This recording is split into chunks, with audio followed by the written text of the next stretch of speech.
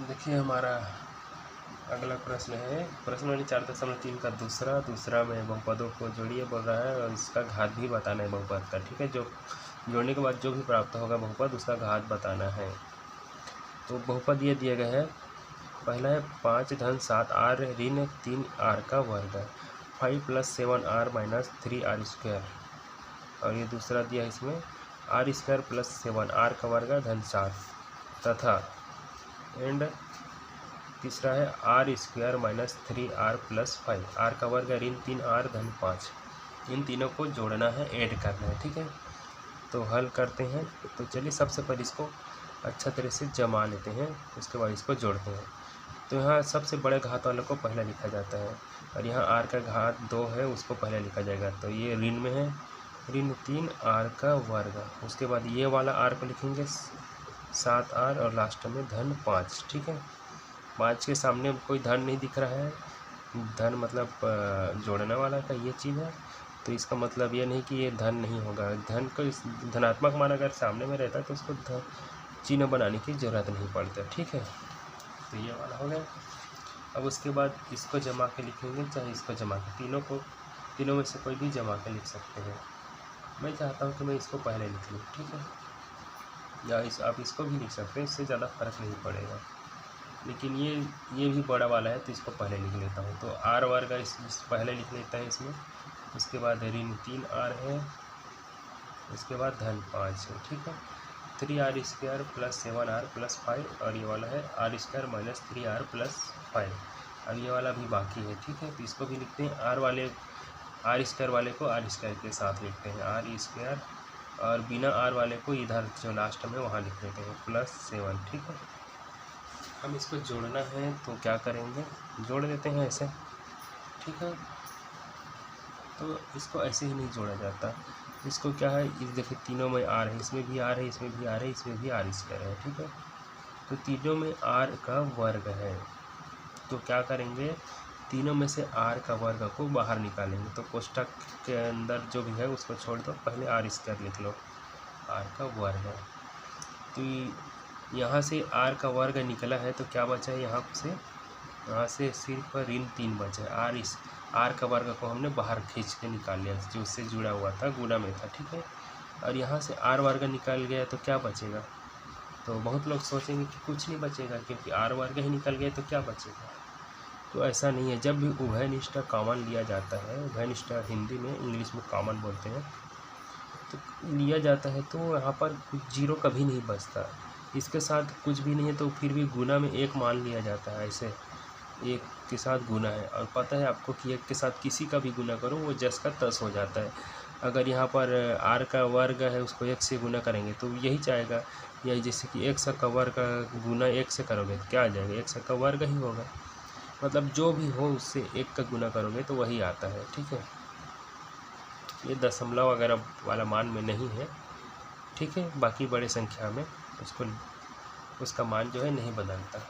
तो यहाँ से आर का वर्ग निकल गया तो क्या बचेगा, +1। ठीक है, और ये अब सेम प्रॉब्लम यहाँ पर भी, यहाँ भी आर का वर्ग है और उसके साथ कोई भी संख्या नहीं है, तो यहाँ से भी आर का वर्ग है, तीनों से बाहर निकाल रहे हैं, तीनों में आर वर्ग है तो इसमें भी कुछ नहीं है, तो क्या हो जाएगा, आर धन 1 ही रहेगा। ठीक है, क्योंकि यहाँ आर का वर्ग बाहर निकालोगे तो कुछ भी नहीं है, फिर भी गुना का 1 माना जाता है। तो ये दोनों से आर का वर्ग बाहर आया तो उसकी जगह में 1 लिखना पड़ेगा। ठीक है, ये ऋण था 3 वाला जो है वो, तो उसमें ऋण सब धनात्मक मान है तो इसको धन 1 लिख दिया। ठीक है, अब यहाँ पर देखिए, यहाँ पर भी इसमें भी आर है, इसमें भी आर है, तो हम दोनों से आर बाहर निकाल रहे हैं। ठीक है, तो आर को कोष्ठक के बाहर लिख देते हैं। तो 7 आर में से अगर आर निकाल देंगे बाहर तो सिर्फ 7 बचेगा, आर को हमने बाहर निकाल लिया, उभयनिष्ठ का हो या कॉमन का हो। अब यहाँ 3 आर से भी निकाल देंगे तो क्या बचेगा, सिर्फ ऋण 3 बचेगा। ये ऋण में है, देखिए चिन्ह कभी नहीं भूलना, चिन्ह भूलोगे तो उसका उत्तर जो है गलत आएगा। तो 7 से आर निकाल दिया और 3 से ऋण 3 से आर निकाल दिया। अब यहाँ लास्ट देखिए, लास्ट में कोई आर नहीं है, मतलब 5 से 5 जुड़ सकता है और 7 भी जुड़ सकता है, इसको कोई रोक टोक नहीं है। तो 5 से 5 जोड़ेंगे तो 10 हो जाएगा, 10 में 7 जोड़ेंगे तो 17 हो जाएगा। और ये सब तीनों धनात्मक में है, तो इसलिए ये धनात्मक हो गया। ठीक है, घटाने वाला कोई काम नहीं है।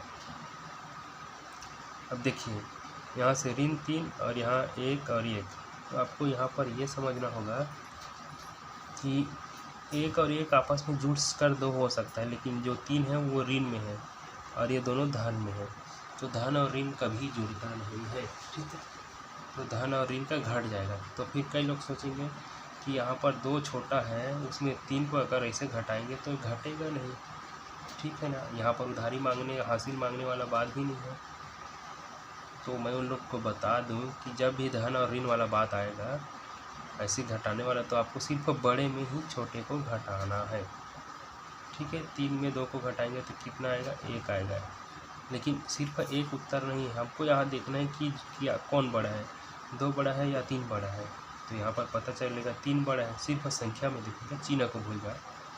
तो 2 से बड़ा 3 है, और 3 क्या चीज़ में है, ऋण में है। ठीक है, तो इसको भी हम ऋण में लेंगे। ठीक है, तो ये ऐसा है, ये 3 जो है ऋण में है, ये धन में है। घट गए, लेकिन जो चिन्ह जो है बड़ी संख्या का लगा, 3 बड़ी है और 3 जो है ऋणात्मक है, तो जो भी उत्तर आएगा वो ऋण 1, जो भी उत्तर आएगा उसमें ऋण लगेगा। ठीक है, तो यहाँ पर जो है ऋण 3 में 1 और 1 जुड़कर 2 हो जाएगा, तो ऋण 3 में 2 को जोड़ेंगे, मतलब सिर्फ घटा रहे समझो, तो इसका उत्तर आएगा ऋण 1। अब फिर आपको बता दिया हूँ, अगर r को इसके साथ गुना करोगे तो क्या होगा, r का वर्ग ही रहेगा।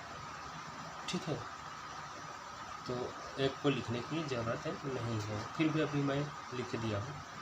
अब देखिए ये 7 जो है धनात्मक है, इसके सामने कोई ऋण चिन्ह नहीं, ये बाहर में ऋण है, लेकिन बाहर में ऋण, या मैं तो यहाँ गलत कर रहा था जी, आप लोग किसी ने बताया भी नहीं होगा कि यहाँ ऋण चिन्ह तो लगेगा ही नहीं, धनात्मक ही रहेगा, क्योंकि 7 धनात्मक में है, ये 3 ऋणात्मक में हो, ऋणात्मक चीज़ अंदर आ गया और सबको जोड़ भी रहे हैं, तो जोड़ने से सामने ऋण चिन्ह लगेगा ही नहीं। ठीक है,